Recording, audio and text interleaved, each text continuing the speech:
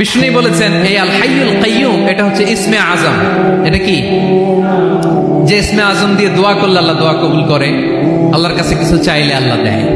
এক সাহাবী দোয়া করতেছে ইয়া হাইয়ু ইয়া কাইয়ুম, বিশ্ব নবী বলে এই সাহাবী তো ইসমে আজম দিয়ে দোয়া করতেছে। তাহলে দোয়ার সময় বলবেন ইয়া হাইয়ু ইয়া কাইয়ুম, পারবেন? বলেন ইয়া হাইয়ু ইয়া কাইয়ুম। আল্লাহর এই দুটো নাম ধরে ধরে আল্লাহরে ডাকবেন, তাইলে ওই দোয়া কবুল। পারা যাবে? বিশ্বনবী দোয়াতে বলতেন ইয়া হাইয়ু ইয়া কাইয়ুম বিরহমাতিকা আস্তাগীথ আসলিহ লি শা'নি কুল্লাহু ওয়া লা তাকিলনি ইলা নাফসি তারফাতা আইন।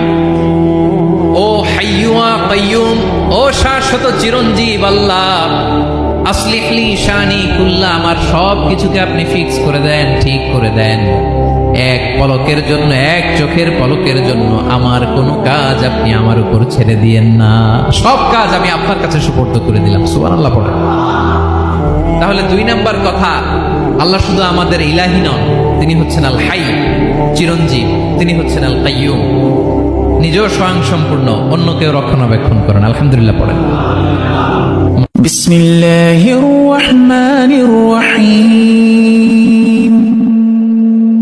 تبارك الذي بيده الملك وهو على كل شيء قدير الذي خلق الموت والحياة ليبلوكم أيكم أحسن عملا وهو العزيز الغفور